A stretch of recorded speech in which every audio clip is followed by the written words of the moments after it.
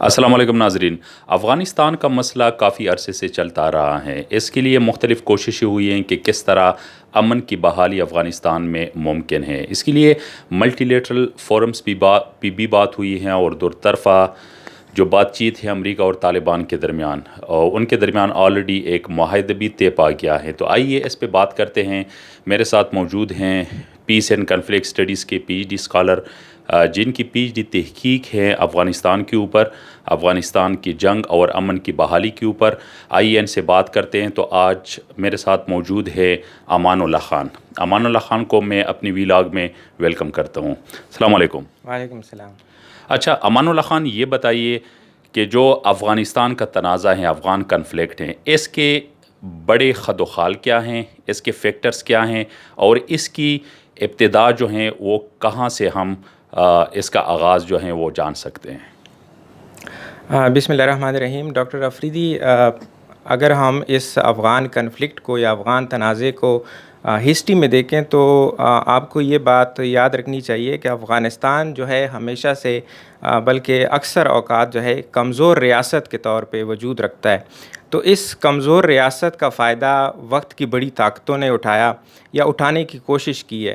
تو اس میں آپ دیکھیں کہ برطانیہ نے افغانستان پہ حملہ آور ہوا، ایک نہیں دو دفعہ بلکہ 3 دفعہ. تو اس کے بعد پھر 80s میں 1979-78 میں روس نے، اس وقت کی سوویت یونین USSR جو ہے وہ افغانستان پہ حملہ آور ہوا. اس کے لوگ جو ہے وہ جو اسکالرز ہیں مختلف وجوہات بیان کرتے ہیں کہ اکنامک انٹرسٹ ہو سکتے تھے، اسٹریٹجک انٹرسٹ، اور ان کے پولیٹیکل انٹرسٹ تھے.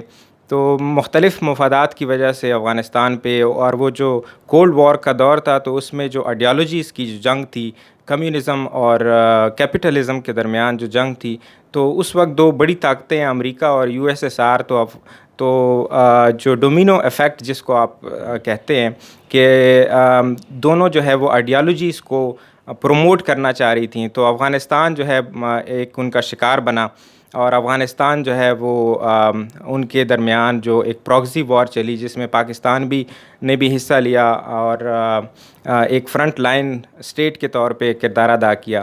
تو اس کے بعد مختلف وجوہات کی بنا پہ USSR وہاں سے ودرا کیا انہوں نے. اکنامک جو ان کی کنڈیشن تھی وہ اچھی نہیں تھی، اور مختلف وجوہات تھیں. تو اس کے بعد ہم نے دیکھا کہ طالبان حکومت میں آئے، کسی حد تک وہاں افغانستان میں امن رہا. لیکن 9/11 کے بعد دوبارہ سے حالات بہت زیادہ کشیدہ ہوئے. افغانستان پہ الزام لگا کہ انہوں نے القاعدہ اور القاعدہ کے جو ٹاپ لیڈرز ہیں ان کو پناہ دی ہے. طالبان نے دینے سے انکار کیا. تو ایک جو افغان کنفلکٹ جس میں جس کا خاتمہ نظر آ رہا تھا اور کسی حد تک امن قائم ہو چکا تھا، وہ دوبارہ سے جو ہے ریورس ہوا. تو اب جو کنڈیشن ہے، جو کرنٹ یا موجودہ صورتحال ہے 2001 کے بعد، اس میں ہمیں نظر آتا ہے کہ افغان جو تنازع ہے وہ ملٹی ڈائمینشنل ہے. جو افغان کنفلکٹ ہے وہ ملٹی ڈائمینشنل ہے. ملٹی ڈائمینشنل سے میری مراد یہ ہے کہ یہ کوئی دو طرفہ یا مطلب اندرونی طور پر بھی جو مقامی جو سٹیک ہولڈرز ہیں یا حصہ دار ہیں وہ بھی آپس میں لڑ رہے ہیں، جو علاقائی طاقتیں ہیں ان کے بھی اپنے مفادات ہیں وہ بھی لڑ رہی ہیں، اور جو انٹرنیشنل یا بین الاقوامی قوتیں ہیں جس میں روس، چائنا اور امریکہ سر فہرست ہیں، تو وہ بھی جو ہے اپنے مفادات کا تحفظ کر رہی ہیں. تو یہ ایک ملٹی ڈائمینشنل کنفلکٹ ہے، اور یہ جو ہے وہ وائلنٹ کنفلکٹ ہے. جیسے سٹیجز آف کنفلکٹ ہوتی ہیں کہ لیٹنٹ کنفلکٹ، اور پھر تو یہ ایک وائلنٹ کنفلکٹ کی سٹیج پہ ہے جس میں ہمیں بہت زیادہ سویلین جو لوگ ہیں وہ ان کی کیجویلٹیز نظر آتی ہیں، اور سال بہ سال جو ہے یہ جو کیجویلٹیز ہیں سویلینس کی ان میں اضافہ ہوتا جا رہا ہے. اچھا امان اللہ خان، یہ بتائیے کہ افغانستان کی جو پڑوسی ممالک ہیں، خاص کر پاکستان، ہندوستان اور ایران، ان کے اس افغان تنازع کے حوالے سے اور افغانستان میں کیا مفادات ہیں؟ تو سب سے پہلے اگر میں پاکستان کی بات کروں، پاکستان نے ہمیشہ جو پاکستان کی سرکاری یا آفیشیل پالیسی رہی ہے، فارن پالیسی رہی ہے افغانستان کے حوالے سے، تو پاکستان ایک آزاد، ایک خود مختار اور ایک مستحکم افغانستان دیکھنا چاہتا ہے۔ پاکستان چاہتا ہے کہ افغانستان میں اگر امن ہوگا تو پاکستان پر اس کا مثبت اثر ہوگا، تو اگر افغانستان میں امن نہیں ہے تو اس کا اثر جو ہے وہ پاکستان پہ منفی پڑے گا۔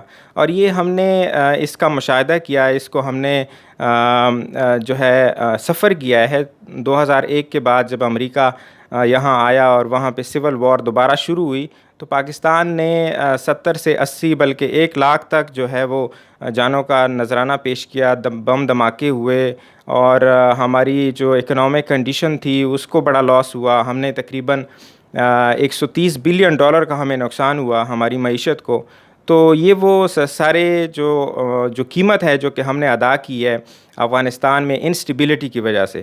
تو پاکستان ہمیشہ یہ چاہتا ہے کہ افغانستان جو ہے وہ ایک خود مختار ریاست کے طور پہ ابھرے اور ایک وہاں پہ استحکام آئے، تاکہ پاکستان کے لیے کوئی جو مغربی ہماری سرحد ہے وہ محفوظ ہو، ہمارے لیے کوئی خطرہ نہ ہو، وہاں افغانستان کی جو زمین ہے وہ پاکستان کے خلاف استعمال نہ ہو۔ دوسری طرف اگر ہم بھارت کی افغان پالیسی کی طرف یا ریجنل جو ان کی پالیسی ہے، جو علاقائی ان کے مقاصد ہیں، اس پہ اگر نظر دوڑائیں تو ہمیں پتہ چلتا ہے کہ بھارت ایک علاقائی ہیجمن کے طور پہ اپنے آپ کو دیکھتا ہے اور سمجھتا ہے کہ افغانستان کو بھی اپنے زیر اثر لایا جائے اور افغان حکومت جو ہے، جو کابل کی حکومت ہے، وہ پرو انڈیا ہو۔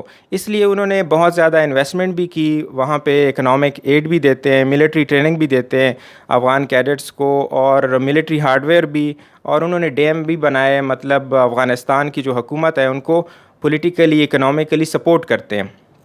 اور مقاصد میں شامل ہے کہ افغانستان کو سینٹرل ایشیا کے ساتھ ٹریڈ کے طور پہ استعمال کیا جائے ایک، اور جو سب سے بڑا مقصد ہے کہ پاکستان کو کسی طرح جو ہے وہ پاکستان کا جو اثر ہے افغانستان پہ اس کو ختم کیا جائے، بلکہ افغانستان کی سرزمین کو بھی جتنا ممکن ہو پاکستان کے خلاف استعمال کیا جائے۔ بلوچستان میں انسرجنسی ہو، بلوچ لبریشن آرمی ہو، ان کی سپورٹ ہو، ٹریننگ ہو، تو اس کا اندازہ یا اس کی جو ثبوت ہے وہ آپ کو کلبھوشن یادو کی صورت میں نظر آتا ہے کہ کیسے انہوں نے کنفیس کیا، یہ اقرار کیا کہ ہاں وہ افغانستان اور ایران کے تھرو جو ہے پاکستان میں انسٹیبلٹی کے لیے وہ اس ایجنڈے پر یا اس مشن پر کام کر رہے تھے۔ تو دوسری طرف اگر ہم دیکھیں ایران نے ہمیشہ جو ہے وہ وہاں کی جو افغانستان کی جو شیعہ آبادی ہے، جو ناردرن افغانستان ہے، جس میں ناردرن الائنس یا جس کو شمالی اتحاد یا احمد شاہ مسعود جس کو لیڈ کر رہے تھے، تو ان کو سپورٹ کرتا رہا ہے افغان طالبان کے دور میں، جب افغان طالبان کی حکومت تھی تو ان کو سپورٹ کرتا رہا ہے۔ لیکن اب ایران کی جو مفادات ہیں وہ شاید ان کی فارن پالیسی کا ایک فالٹ کہہ لیں کہ وہ سمجھے کہ 2001 کے بعد جب امریکہ افغانستان میں آئے گا تو یہ جو ہے طالبان کی حکومت کا خاتمہ ہوگا اور جو امریکہ ہے وہ یہاں سے نکل جائے گا۔ لیکن یہ شاید ان کی خوش قسمتی یا خوش فہمی سمجھ لیں کہ وہ اس خوش فہمی میں مبتلا تھے۔ بعد میں جب ان کو ریئلائز ہوا کہ امریکہ جو ہے وہ آسانی سے نکلنے کا ارادہ نہیں رکھتا اور افغانستان کو ایران کے خلاف استعمال کرتا ہے، اور ان کا ایک ڈرون بھی جو ہے وہ ایران کے ایئر سپیس کی وائلیشن کرتے ہوئے انہوں نے اس کو مار گرایا، تو اس کے بعد پھر ریئلائز ہوا کہ امریکہ کا افغانستان میں دیر تک رہنا ایران کے مفادات کے خلاف ہے۔ اس لیے انہوں نے طالبان کو دوبارہ سے ان کو انگیج کرنا شروع کیا۔ میں یہ نہیں کہتا کہ طالبان کو سپورٹ کر رہے ہیں، لیکن انگیج کر رہے ہیں کہ نظریاتی طور پر تو افغان طالبان کے خلاف ہیں، لیکن جو اسٹریٹجک آبجیکٹیو ہے کہ امریکہ یہاں سے نکل جائے اور ہماری پشت جو ہے وہ محفوظ ہو، تو اس وجہ سے انہوں نے افغان طالبان کو بھی انگیج رکھا ہوا ہے۔ اچھا یہ بتائیے کہ امریکہ خاص کر 9/11 کے بعد جو ہے افغانستان میں کافی زیادہ انوالوڈ ہیں. خیر جو امریکہ کی جو انوالومنٹ پہ ہیں وہ تو 1980 کی دہائی سے ہیں جب روس کے خلاف یہ مزاحمتی تحریک وہاں پہ جاری تھی، لیکن خاص کر 9/11 کے بعد یہ سرگرمی امریکہ کی زیادہ رہی ہیں.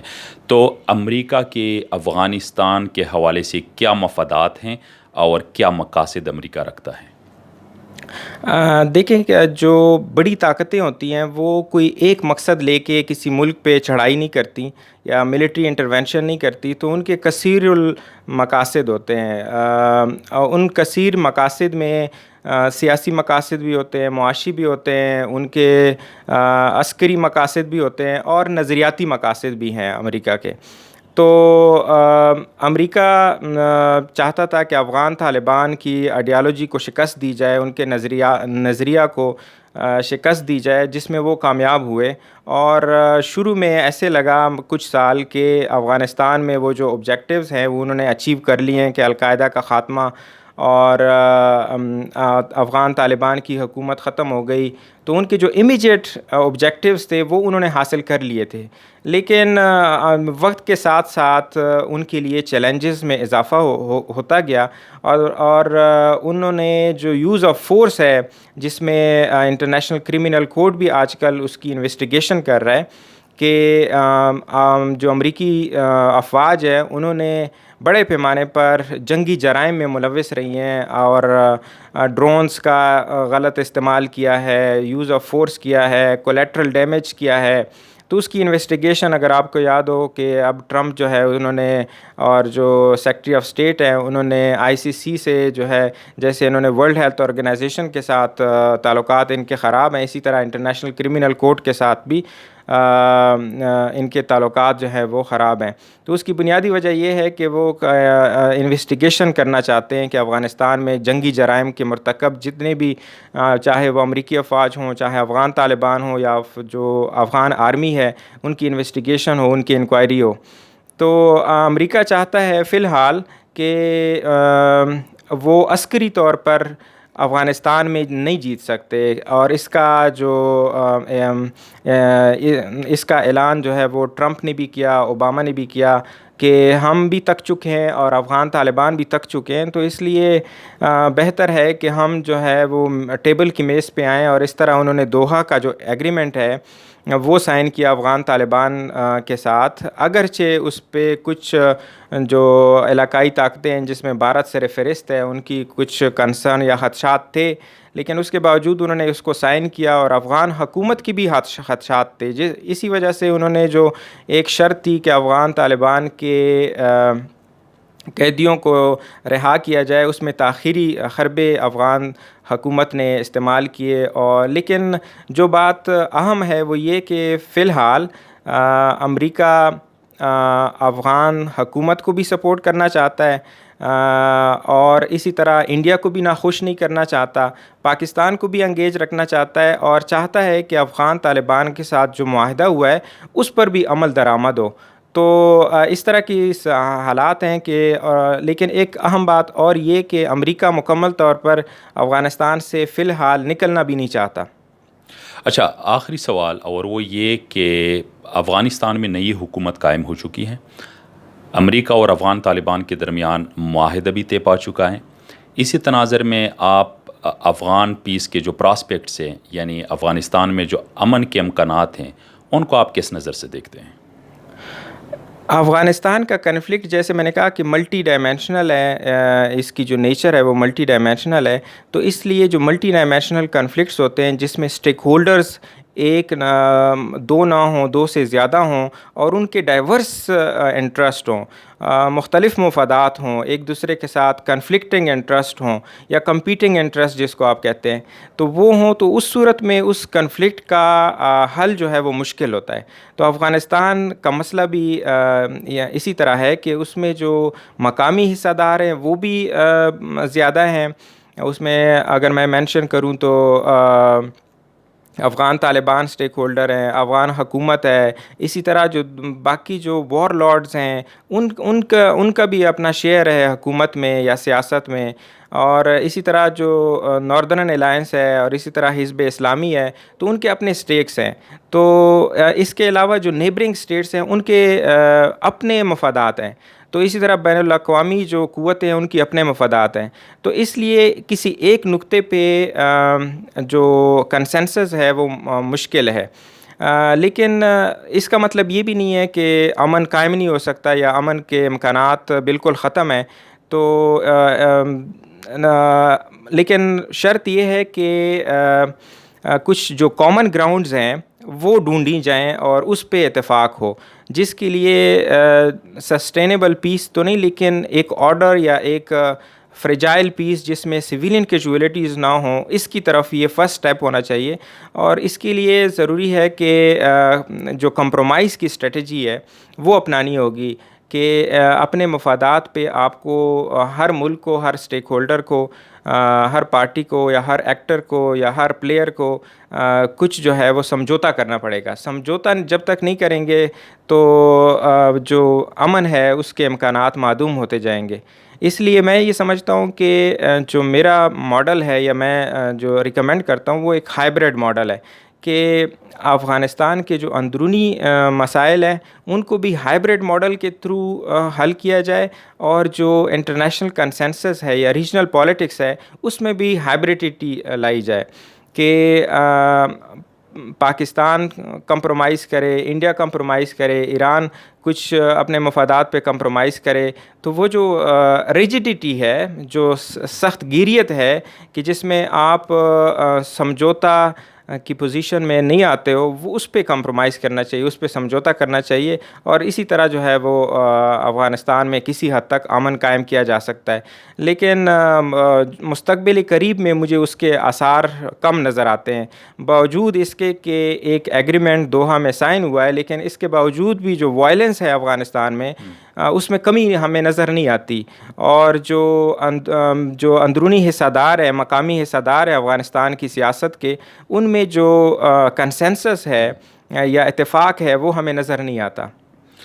امان اللہ خان, ایک اہم موضوع پہ مفصل گفتگو کرنے کا بہت بہت شکریہ. شکریہ سر. جی ناظرین, یہ تھے Amanullah Khan, P H D scholar, جن کی پی ایچ ڈی تحقیق ہیں افغانستان کے مسئلے اور تنازع کے حوالے سے.